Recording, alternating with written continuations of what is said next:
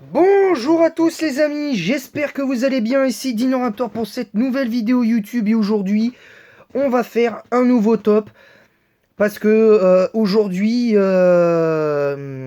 récemment pour ceux qui sont fans de Pokémon, vous avez dû voir la vidéo de Pokémon Trash hein, qui traite des 8 meilleurs rivaux avec deux personnages, je comprends pas qui soient là, qui se prénomment Kalem euh, Nabil, hein, vous l'aurez compris. Ces deux-là n'ont aucun intérêt, alors l'autre peut-être plus parce qu'il y a le cas de Mega Absol, mais bon, sans plus quoi. Donc là, moi je vais vous faire mon propre top, donc déjà, allez quand même leur donner de la force à Pokémon Trash pour gonfler un peu plus leur communauté, je pense que c'est important, parce qu'ils le méritent quand même si je suis pas toujours d'accord avec ce qu'ils disent, je trouve que on est, euh, on est sur quelque chose d'assez d'assez cool pour moi. Voilà, tout simplement. Donc moi, je vais vous faire mon propre top. Enfin, je vais vous faire en partie le même top qu'eux, mais moi, avec mes arguments à moi, et avec les personnages que j'ai choisis dans mon top. D'ailleurs, je crois que certains tops qui sont faits, des fois, ou même dans les tier list, dans la mode tier list, hein, depuis que c'est apparu, euh, certains de ces youtubeurs-là nous disent qu'on peut la faire à notre sauce et nous dire, même dans leur espace commentaire à eux, si on est d'accord ou pas, avec quels arguments, tout en étant respectueux. Ben là, ça va être la même chose. Donc moi, je vais vous donner mon avis là-dessus. Et on va commencer avec la 8e place. Et pour moi, la 8e place revient revient à Silver.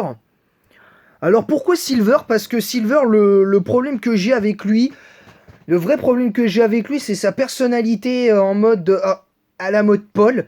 Parce que je me souviens que quand j'ai joué à AGSS, j'avais déjà vu l'animé de 4ème génération, euh, en tout cas une bonne partie. J'en avais vu une bonne partie. J'en avais vu une bonne partie. Et le fait, le fait qu'ils en soient là aujourd'hui,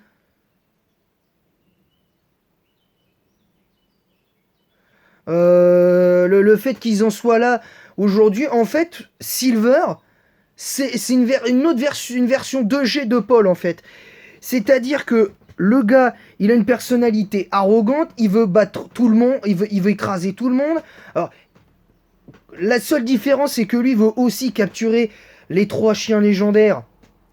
C'est que Paul, je pense qu'il doit savoir très bien qu'il a clairement pas le niveau pour choper un Regigigas ou un autre légendaire du même acabit. Mais Paul, il y a une vraie évolution au fur et à mesure. Parce que même s'il reste plus ou moins arrogant jusqu'au bout, tu vois que quand même, il commence petit à petit à évoluer et à respecter notre Sacha national qui n'est plus là en tant que personnage d'animé récurrent, en tant que héros principal de Pokémon, parce que maintenant ça a changé aujourd'hui. Mais bon, voilà, moi, en tout cas, mon avis, il est là. Après, ça n'engage que moi, évidemment. Chacun son avis. Vous pourrez me dire le vôtre dans l'espace commentaire, même à la fin de cette vidéo.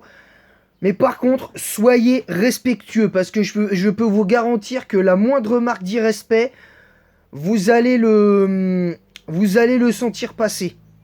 Je vous le dis comme ça. Vous allez le sentir passer. Et j'ai pas envie voilà, les règles sont simples. Si vous commentez mes vidéos en mode insulte et tout ça, avec aussi quelques menaces aussi, vous verrez votre chaîne signalée et votre commentaire supprimé. Et vous ne serez plus amis avec moi sur les réseaux sociaux pendant un long moment.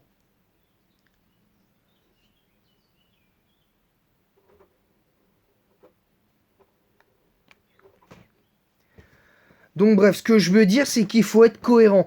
Il faut être cohérent. La 7e place maintenant, on va revenir à des choses un peu plus concrètes. On va parler de Menzi. Alors pourquoi Menzi à la 7e place? Parce que ce qui dessert Menzi, c'est son équipe. C'est le fait qu'on n'ait jamais vraiment vu son niveau de puissance. La seule chose qui diffère par rapport à ce qu'on voit des autres rivaux qu'on peut voir dans les jeux Pokémon, c'est que c'est notre premier rival féminin féminin et masculin confondus dans les 9 générations qui est à qui on apprend qu'elle a atteint quand même le rang de maître de ligue. C'est quand même fort. Et je dois avouer que j'aurais préféré affronter Menzi directement en tant que maître, avec une équipe plus ou moins random pour s'adapter au niveau qu'on a nous. Et après, quand tu fais le fameux tournoi de fin dans Pokémon Écarlate et Violet, ben tu fais le truc comme ça. Mais bon, chacun son avis là-dessus. Maintenant, Menzi, moi la seule chose qui me dérange, c'est qu'elle vient te saouler avec ces demandes de combat à répétition. Je trouve que ça devient lourd, mais vraiment lourd, vraiment, je ne comprends pas. Maintenant, le personnage il est fait comme ça, faut faire avec.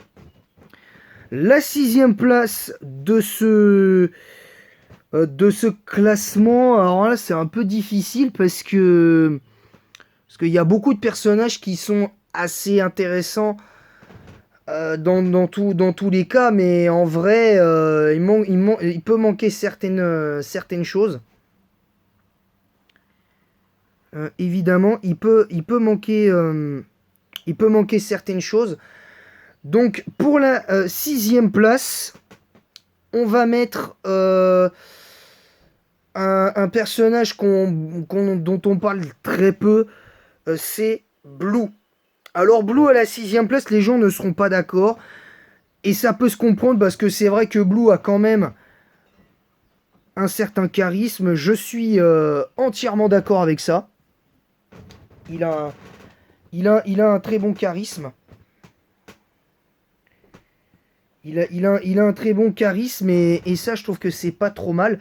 Alors, ce que vous avez vu défiler, c'est des papiers, 3 petits papiers que j'avais fait pour préparer éventuellement le top. Donc, maintenant, du coup, je vais les mettre à la poubelle, vous inquiétez pas.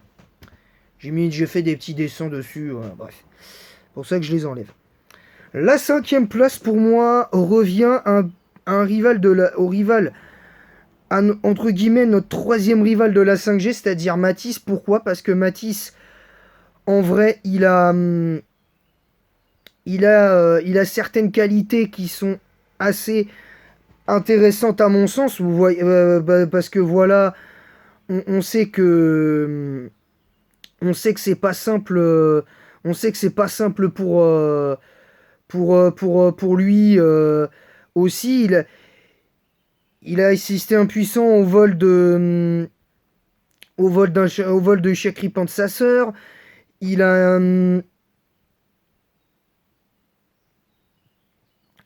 assisté à ça et très honnêtement, le résultat il est concret, on va dire. Le résultat il est plus que concret, je trouve, à ce niveau-là. Il est vraiment vraiment concret. La 4e place pour moi revient à Barry. Barry qui pour moi ne mérite plus sa place sur le panthéon des meilleurs dresseurs de tous jeux confondus.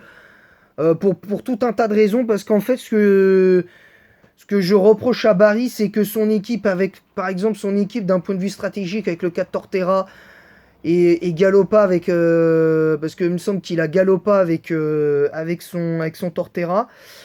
Et je crois qu'il a également ça avec Pingoléon.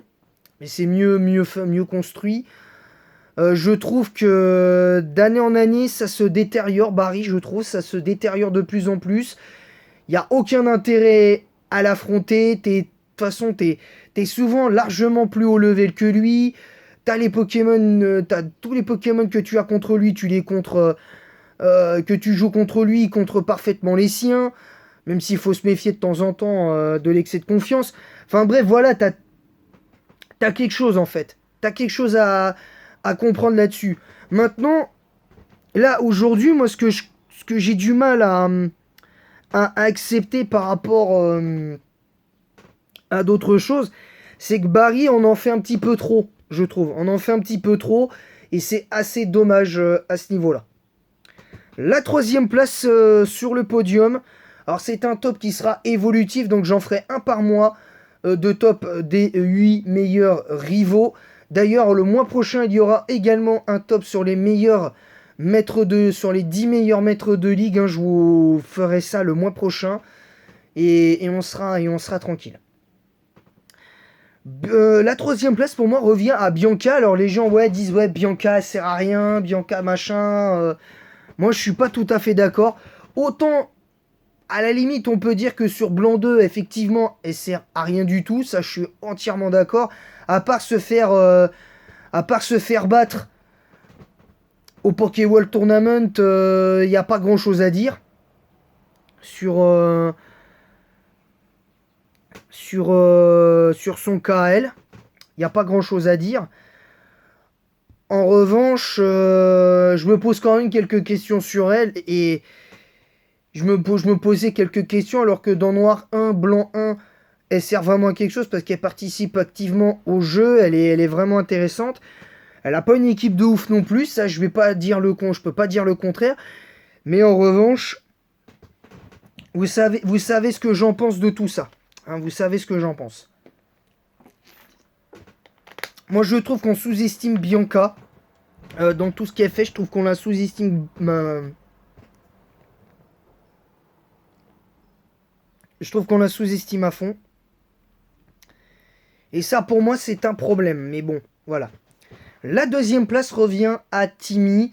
Timmy qui a quelques années avant, si je m'étais lancé quelques années avant, bah, je l'aurais très certainement mis à la dernière place ever parce que de base, je trouvais qu'il avait aucun intérêt dans Ruby Saphir Emerald. Et depuis Rosa, je trouve que ce petit gamin timide de Vergazon est remonté dans mon estime. Je trouve que c'est son origin story, elle est, euh, elle est juste au poil, elle est impressionnante, elle est intéressante. Ah, attendez.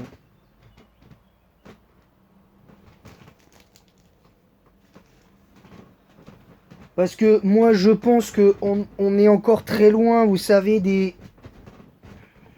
rivaux qui sont capables même s'ils sont pas super forts, qu'ils n'ont pas une super équipe, mais qui arrivent quand même à te, à te prendre par les sentiments, bah, je trouve que c'est bien. Et par exemple, Bianca, que j'ai cité en troisième, elle me prend par les sentiments parce que moi j'aime bien ce personnage. Après, elle n'est pas parfaite. Voilà. Et Timmy, il n'est pas parfait non plus. Parce que son côté timide est assez énervant. Mais sinon, dans les faits, j'aime bien. Dans les faits, j'aime bien ce personnage. Et le vainqueur de ce top, c'est Gladio. Gladio, que ce soit Soleil et Lune ou Usul dans les jeux, il est formidable finalement. Je me rends compte il est très intéressant. Par contre, son vrai défaut, c'est sa personnalité que je trouve trop en référence, comme si c'était une version Dark Sasuke de Wish. Hein, je vous le dis honnêtement, on dirait un Dark Sasuke de Wish avec son comportement. Je parle dans son comportement. En revanche, j'estime que pour le coup, c'est un dresseur qui est quand même... C'est un dresseur sur lequel tu peux toujours compter. Il va se battre. Si tu arrives à gagner sa confiance, il se battra jusqu'au bout pour t'éviter des misères et des trucs comme ça. Et il est très fort. Mais malgré le fait que son équipe soit pas optimale, il a quand même un flot de malade. Il a un flot de malade. Et ça, je trouve que très honnêtement, c'est très rare. Un rival qui a pour moi le meilleur flot toute génération confondue. Et et c'est le seul, honnêtement, qui m'a pris au trip, honnêtement. Voilà, vraiment. Donc voilà, donc j'espère que ce top vous aura plu. Dites-moi dans les commentaires ce que vous pensez de ce top. Je vais vous redire les 8 rivaux que je mets moi. Donc moi, j'ai rajouté Matisse et Bianca en enlevant Kalem et Nabil, parce que pour moi, ce ne sont pas des rivaux à la hauteur, très clairement. Ce ne sont pas des rivaux à la hauteur. Vous savez ce que j'en pense. Vous savez ce que j'en pense de... Vous savez ce que j'en pense de tout ça. Voilà, parce que moi j'estime qu'on est aussi libre de faire nos tops à nous, même si ça reprend un petit peu le concept de top qu'on voit partout et tout ça. Tout le monde fait des tops, on en voit souvent aussi à la télé. Beaucoup de youtubeurs font des tops. Moi j'en ai fait plein, j'en ai fait plein. J'ai fait un top stratégique, un top entre guillemets qui se veut stratégique sur les meilleurs Pokémon du jeu par type. Et par génération selon mon vécu dans les jeux Pokémon. Et pour les pires Pokémon du jeu également, j'ai fait pareil, j'ai fait... voilà, donc on en est là, voilà. Pour moi, on en est là aujourd'hui. Bref, sur ce, je vous laisse et en attendant la prochaine, je vous dis à bientôt. Merci à tous et vive Pokémon. Et si vous commentez, si vous passez par cette vidéo, n'hésitez pas à vous abonner, à mettre un petit pouce bleu, ça fait toujours un petit pouce vers le haut, ça fait toujours plaisir. Un petit like pour un petit like, ça fait toujours plaisir. Un petit commentaire pour le référencement si ça ce n'est pas obligé, si ça vous amuse de mettre des petits commentaires, n'hésitez pas. Respectueux de préférence évidemment. Si vous avez pas le même, si vous n'êtes pas d'accord avec moi, vous avez le droit de le dire, mais soyez dans le respect. Essayez d'être dans le respect. Moi, j'essaie de travailler sur le respect des autres aussi, parce que c'est important que je vous en parle hein, dans cette vidéo. Cette vidéo était un petit peu faite pour ça aussi. Donc, on respecte les avis de chacun. Vous savez qu'il va falloir qu'on respecte les avis de chacun. Moi, je vais essayer de respecter également vos avis. Et en attendant la prochaine, je vous dis à bientôt.